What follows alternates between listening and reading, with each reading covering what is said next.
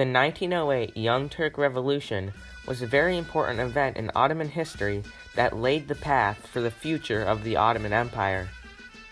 There were many different minority groups living in the Ottoman Empire at the time, such as Armenians, Arabs, Albanians, Greeks, Serbs, and many others.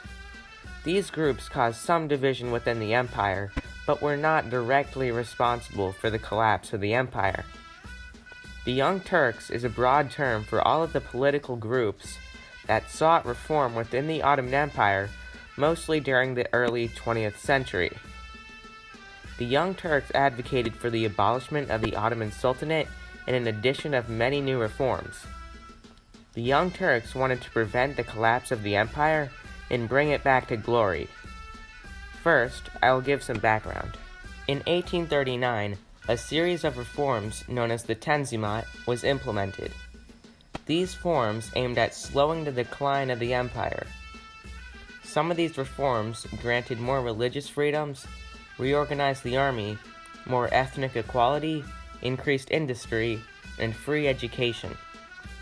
Another goal of the Tanzimat was to draw power away from the Sultan into a parliament body. The empire sought to fit better in Western society. In 1876, the Ottoman Constitution was drafted and implemented. Unfortunately for the pro-reformers, on the 14th of February 1878, Ottoman Sultan Abdülhamid II dismantled the parliament after the Russo-Turco War of 1877 and 1878, meaning no further democratic elections would be held. The empire was now an absolute monarchy. In 1889, a conspiracy spread around colleges in the Ottoman capital, Constantinople. Quickly, the Ottoman authorities derailed the conspiracy, and the participants fled to foreign cities. Some conspirators came together to form the Committee of Union and Progress, or the CUP for short. All of those against the Ottoman government were known as the Young Turks. 13 years later, in 1902, Ottoman oppositionists came together in Paris in what was known as the First Congress of Ottoman Opposition. At the gathering, there was a split within the CUP.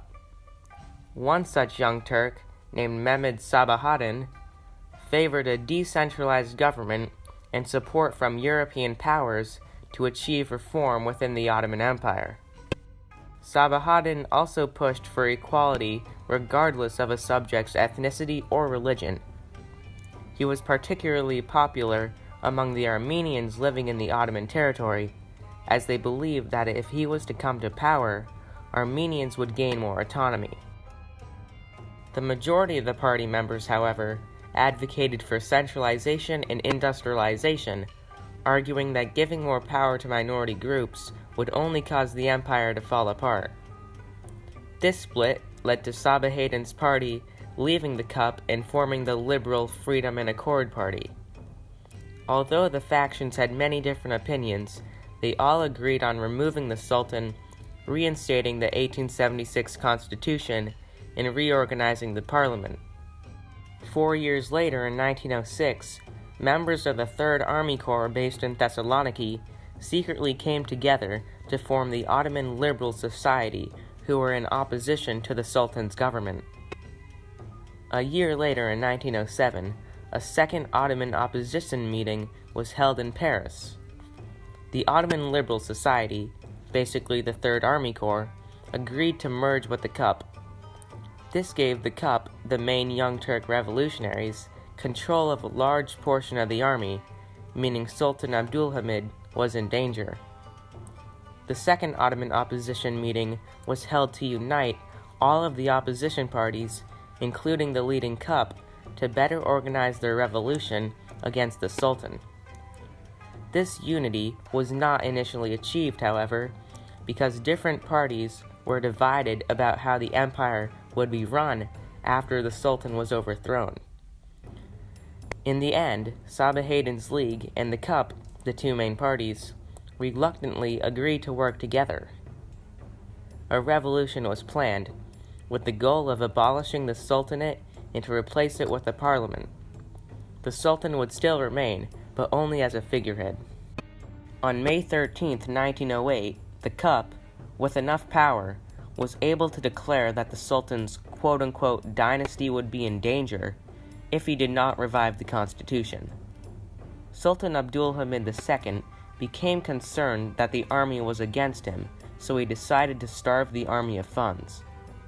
He also hired hundreds of secret agents to stop the impending revolt, but support for reform and the Young Turks was still spreading. On July 3, 1908, Major Ahmed Niazi, aligned with the Cup, feared he would be discovered by a government investigation. Stationed in Thessaloniki, which is now present-day Greece, he took 200 of his men and demanded for the Sultan to bring back the constitution. This began the Young Turk Revolution of 1908. Other revolutionary officers in the Ottoman-controlled Balkans, who were also against the Sultan, were quickly informed of the uprising and formed their own battalions to fight the Sultan's government. The alarmed Sultan failed to crush the uprising. Rebellion spread rapidly across the empire. On July 23, 1908, the overwhelmed Sultan was forced to concede to the revolutionaries' demands. Abdul Hamid II reinstated the 1876 Ottoman Constitution and revised it to make sure the parliament had the real power. Finally, parliament was reorganized. In 1908, the first Ottoman general election was held. The Cup won 60 of the 288 seats in the Chamber of Deputies and won the majority. However, the struggle for power between the Young Turks and the Sultan wasn't over, as less than a year later, on March 31, 1909, a counter-coup occurred. This incident, known as the March 31st incident, occurred when monarchists and soldiers revolted in an attempt to bring back the Sultan's power. Many soldiers taking part in this uprising revolted because they wanted better conditions. The counter-coup was also encouraged by a religious organization known as the Mohammedan Union, who wanted to restore power to the Sultan. The weakness of the new Ottoman government allowed the uprising to spread. Eventually, the Third Ottoman Army Corps, led by Mahmud Sevkit, was able to stop the rebellion. Although the Young Turk Revolution was now over, the Cup, the party in charge of the Ottoman Empire, still had a lot on their hands. There was still political instability within the empire, and many wars were on the horizon. In 1911, Italy invaded Ottoman-controlled Libya, and in a separate incident, thousands of Albanians revolted, causing a plummet in the Cup's popularity. In 1912, the second Ottoman general election was held, with the Cup winning in a landslide, taking 269 of the 275 seats. The opposition, the Freedom and Accord Party, won the other 6 seats. This election, known as the election of clubs, was actually rigged in favor of the Cup. This election caused massive opposition throughout the country. Many anti-Cup army officers revolted. In July of 1912, the Cup, under lots of pressure, was forced to resign, and the Freedom and Accord Party took power. Many liberals, especially members of the Freedom and Accord Party, attempted to keep Cup members away from the army and the government. Unfortunately for the Freedom and Accord Party, in January of 1913, another counter-coup occurred, led by Enver Pasha. Enver Pasha was a commander from the Italo-Turco War and the Balkan Wars. He was generally liked by the public because he had helped command Ottoman soldiers and helped take back land from Bulgaria in the Second Balkan War. This counter-coup began after members of the Cup were concerned that the liberal government would concede to a demand by the great powers, particularly Russia, in which the city of Adrianople would be given to the Bulgarians.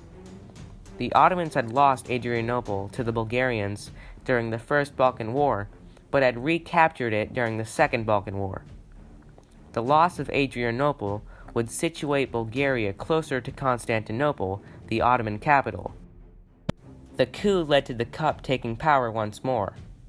The government was now run by a group of three loyal to the Cup: Enver Pasha, the Minister of War, Talat Pasha, the Prime Minister, and Jamal Pasha, the Navy Minister.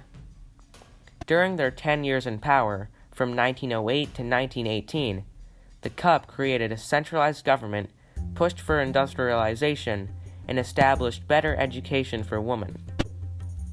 Enver Pasha would eventually drag the crippled Ottoman Empire into the First World War. This move would guarantee the total collapse of the empire in 1918.